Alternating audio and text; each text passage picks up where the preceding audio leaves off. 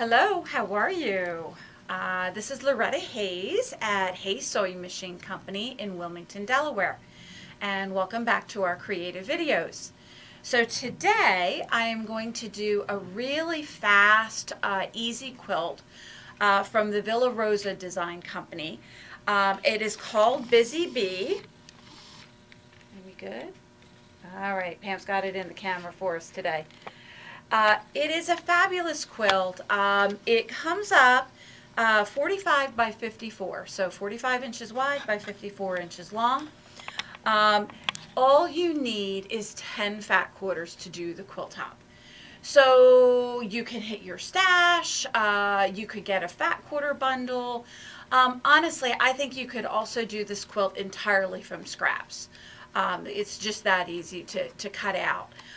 It has two blocks. So the first block is literally two rectangles creating your square. And your second block has three rectangles and that creates your square. So you can see size-wise these would work really well as a scrap quilt. So if you're looking for a quilt to maybe do a charity quilt, or you need a quick baby quilt for a shower or that kind of thing, this is a fabulous quilt to do. So let's get down to it. We're going to start out. Our machine is set up, not anything extraordinary. I have a 57D foot on my machine, which is my 1/4 inch foot with a guide. And I am set up on a regular straight stitch, and that is 2.5 in stitch length. So we're going to create two blocks for a single row with our larger rectangles. So the rectangles are cut 5 by 9.5, so 5 inches wide by 9.5 in length. And so we're going to go right sides together.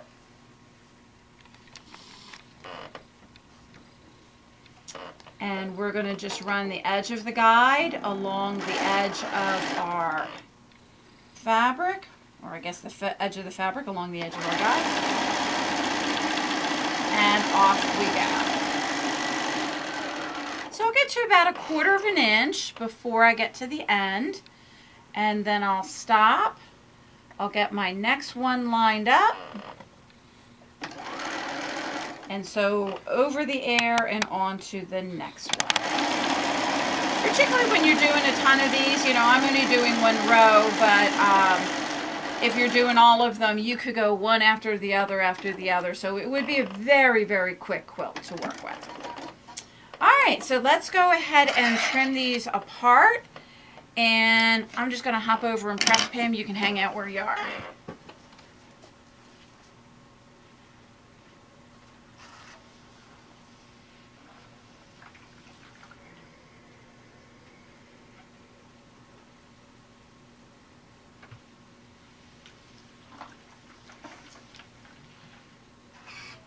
And there is no particular way of pressing. It's not going to make a lot of difference. All I did was press towards my darker fabric.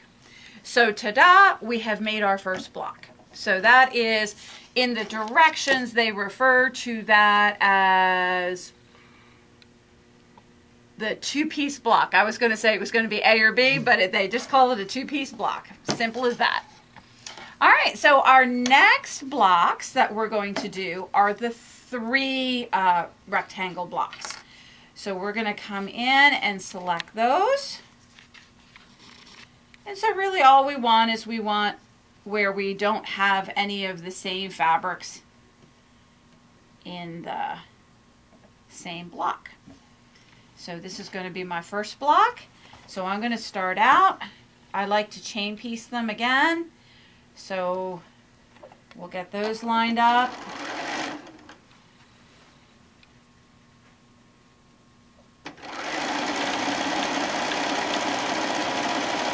And if you were doing this scrappy, you could literally just keep piecing where you would have just random, so long as the two pieces of fabric weren't the same, you would be all set. You need a total, let's count here. We need 1, 2, all right, 1, 2, 3, 4, 5. So we're going to need 10 of these blocks. So if you did 10 pairs, then went back and added the third one on, you would be all set.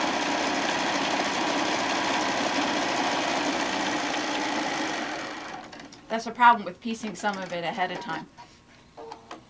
You don't know the totals. All right, so we've got our first ones there. And we're going to come in and we're going to add our second ones.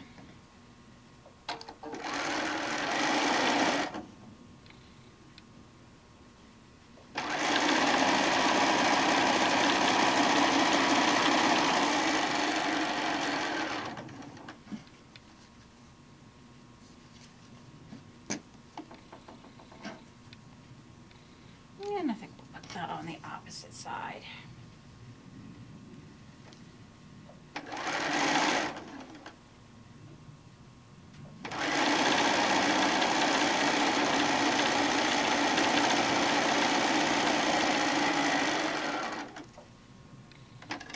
And once again, we're going to press this and just press the seam allowances towards the darker fabric. I tend to press from the top side just so that I'm not going to get an accordion plate.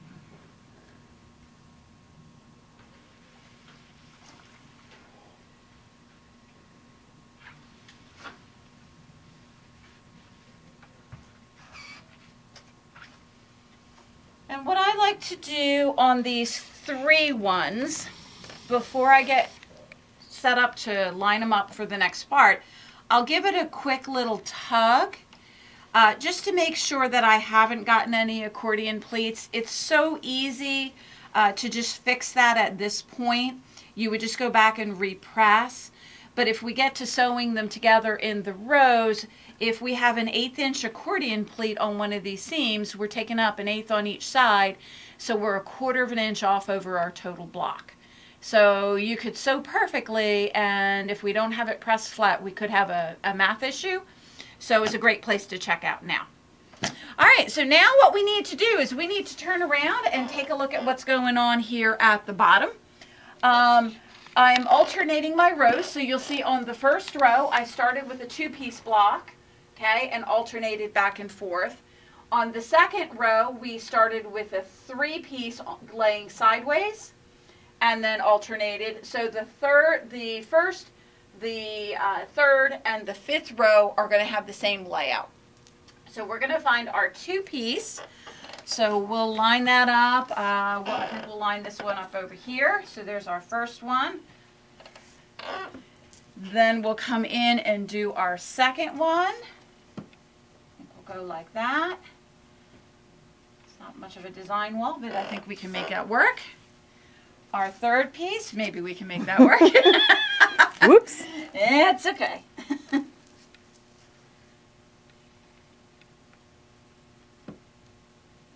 So up to this point, we really have gone very random.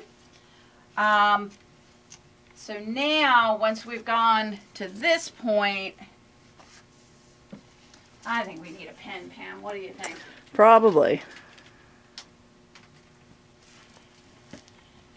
Now we want to pay attention a little bit to the types of fabrics that are going. We don't want the same fabric to be touching if we can at all help it. And so we'll flip, and I think that'll go there. All right, so that works good. So there's our first one. And we'll just pull them up in a row.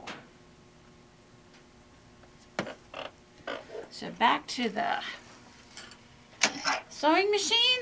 We're going to go ahead, flip and go right sides together. I like to always put a clip on the left hand one just so that I don't start flipping the row over once I get it sewn. It's also clear when you get started sewing, and particularly when you're sewing at midnight, you can flip them easily.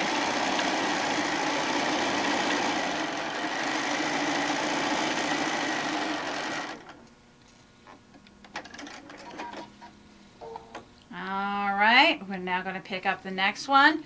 The double check for you so that you don't have to seam ripper is you should never be sewing 2 3-piece blocks or 2 2-piece blocks together. Should always be an alternated.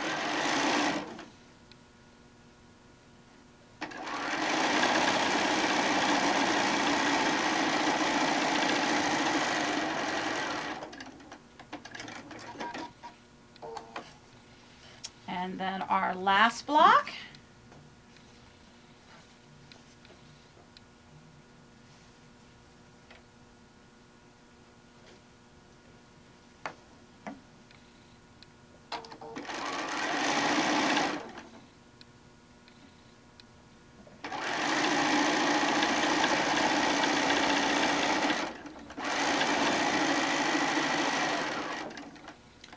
And our row is done.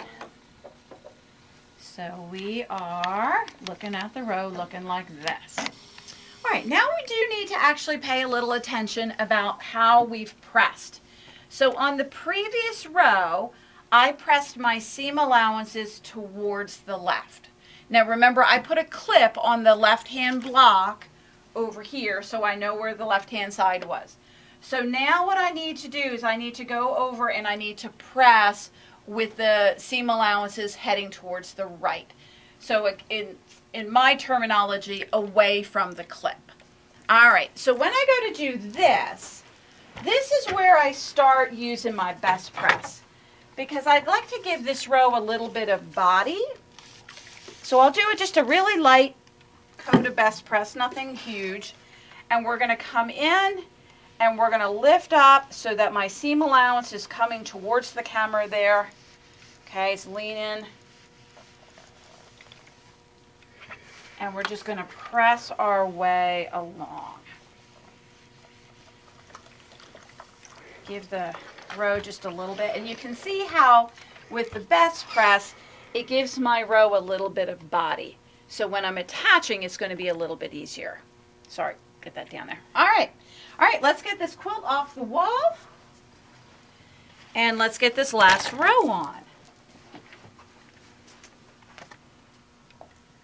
So you can see I've marked the top of my quilt. I've got a little tag that says the top of my quilt. I've got my clip on the left-hand side. So we're going to go ahead and we're going to be attaching the row like this. Now, this is a fast quilt. And you can go fast and just put it together. But I'm a little bit anal about my corners. I like this. Just a little OCD there. So at this point, because my seam allowances are pressed opposite, my corners will nestle up really nicely. So what I'm going to do is I'm going to go ahead and put a little quilt tack. So we're going to do about 4 stitches, regular stitch length, just across that corner. Then I'm going to go ahead and I'm going to move to the next one.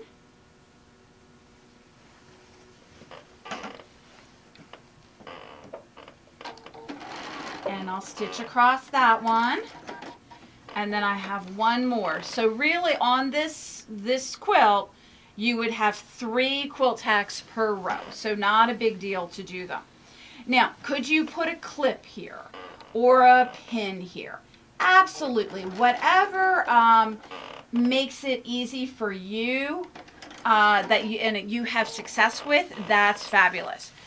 The reason why I like the quilt tacks is there's no issue with me when I am pulling my pin out or my clip. Sometimes I can find my corners line up. Because it's stitched together, it's not going to go anywhere. So those 3 are all perfect. Really happy with those.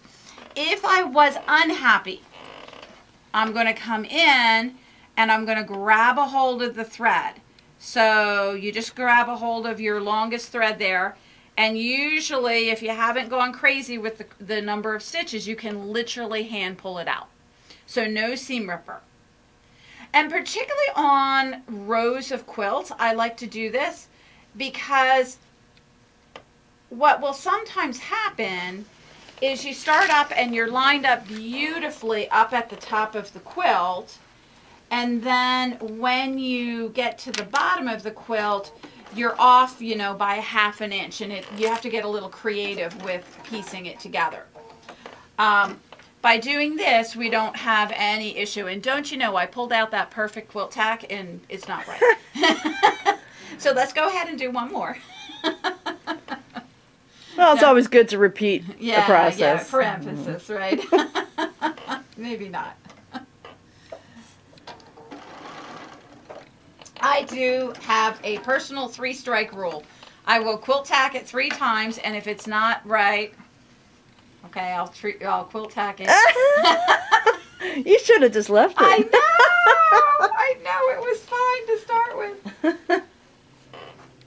But here's my thing. If I had sewn down there and I was off a 1/16 of an inch, I would so totally leave it. Because I'm not going to pull that whole row out. But if I'm doing a quilt tack, I'll pull that quilt tack out. Because yes, I am that OCD. But we like you anyway. It makes me happy.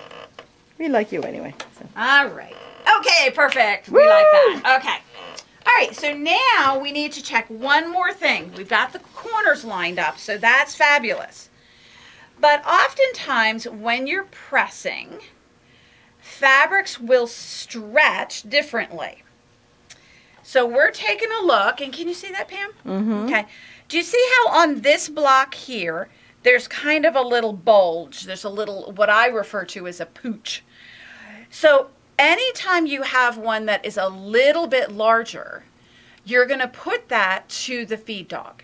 So this is going to go on the bottom. The other ones appear to be pretty good, so we're not having too much of an issue. It's only just that one that was having the issue. So we're going to go ahead and we're going to put that to the feed dog. I'm still going to start up at the top. I just made sure that that one was done. And now we're going to come in and we're going to grab a hold of our quilt tack and we're just going to guide our fabric. I'm going to sew right through the quilt tack. So you'll just have a little extra reinforcement on the corners. I'll line up the next one.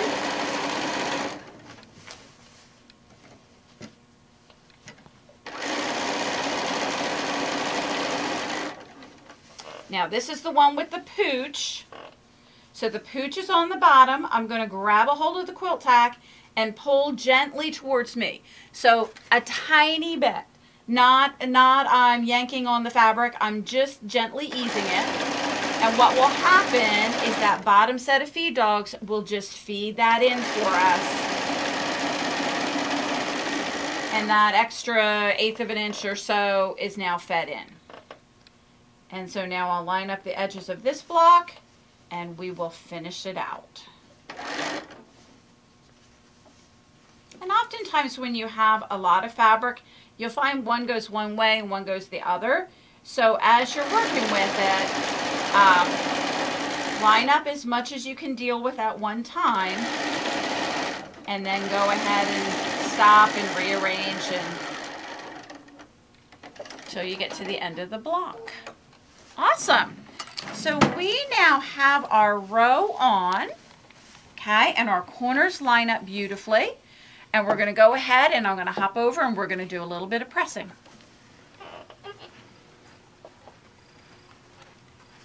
Now, the directionality of this doesn't make a lot of difference. So I tend to just press, like I press from the top down all the way on this quilt. However, you know, if you have a contrasting situation where you have a darker one and a lighter one, go ahead and press, you know, towards the darker one. And ta-da, we now have the middle of our quilt. If I do it like that, is that better? Yep. Oh, it's this one second. Perfect. All right. Now, honestly, this could be a done quilt, right? It could be a great baby quilt. You could, you know, throw a binding on it, you know, quilt it and throw a binding on it and be done. The pattern, however, has us do borders. which are kind of cool. So they're not just like strips of fabric where it's framed. It gives you more of a modern appearance because it's pieced all the way to the edge. So to do the borders, you need 5-inch squares.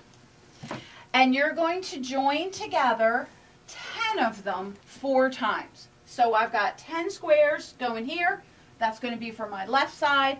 I've got 10 squares going here on my right side. I have 2 other borders that are already ready to go that are 10 blocks and 10 blocks there again. So 10 5-inch blocks each one. The only thing that you want to do is you need to do a little layout. That's the reason why I have these marked, because I would really like it not to have the same fabric from my middle section right up against my fabric for my border. So do a little play and line them up. Once you have that done, you're going to come in and we're going to take our border. So this is my left hand one, so hence the reason why I've left my top on there, the top marking, so I know where everything is. And so when we lay this out, you're going to find that the intersections of the big blocks should line up with the intersections of the border. So once again, I'm going to make sure that those line up by doing a quilt tack. So let's go ahead and do those.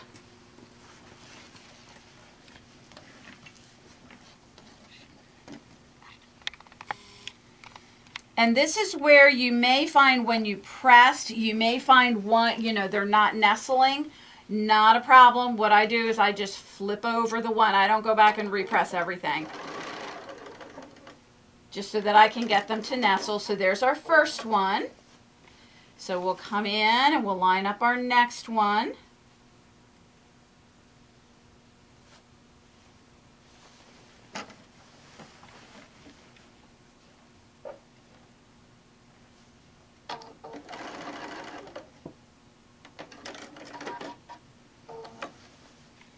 And we'll come in and line up the next one.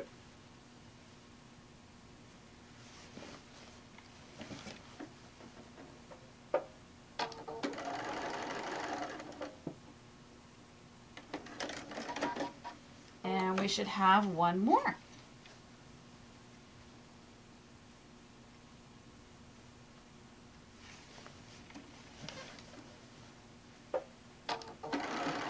All right, if we've gone to the effort to do quilt tacks, it would be really nice if we check them out. All right, so not happy with that one. But once again, so much easier than having to seam ripper the whole piece. And occasionally you'll have a quilt tack that's kind of sticky. Just clip a couple of stitches and you're good. All right, so let's throw that one back in.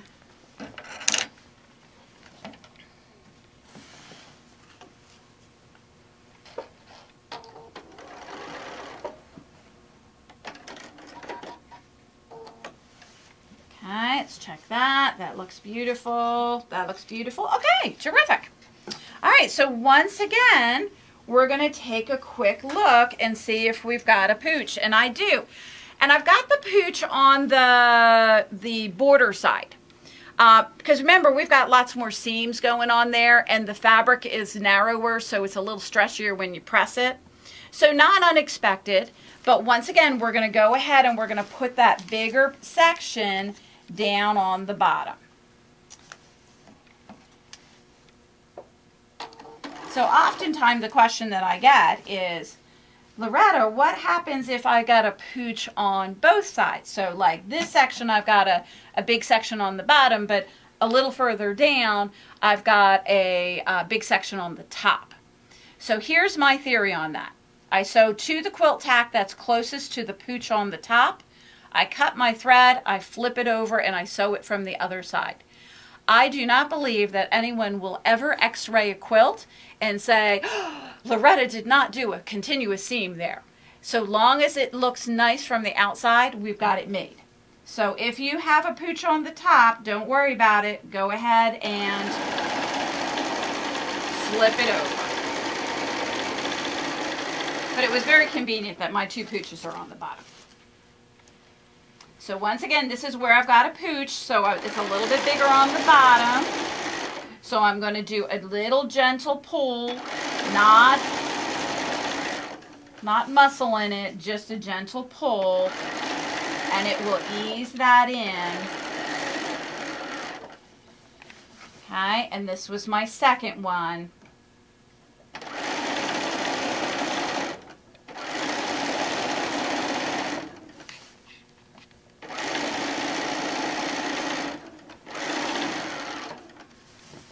And then at this point, we should just be great.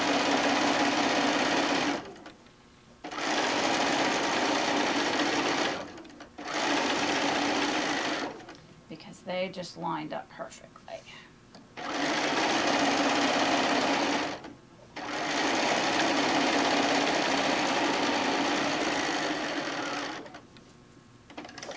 All right, so now we're going to head over to the ironing board again. And I want to show you what it looks like.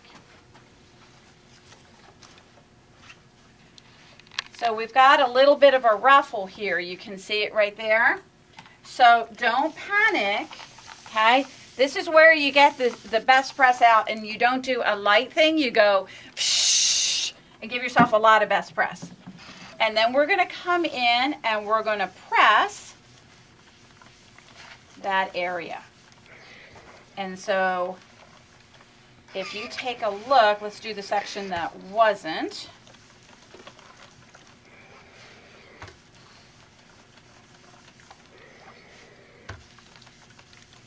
All right, so can you bring the camera in close? All right, these two blocks were perfectly lined up. I didn't have a pooch. This block here had the pooch. And so you can see once you've best pressed it and pressed it out, it lays really nicely.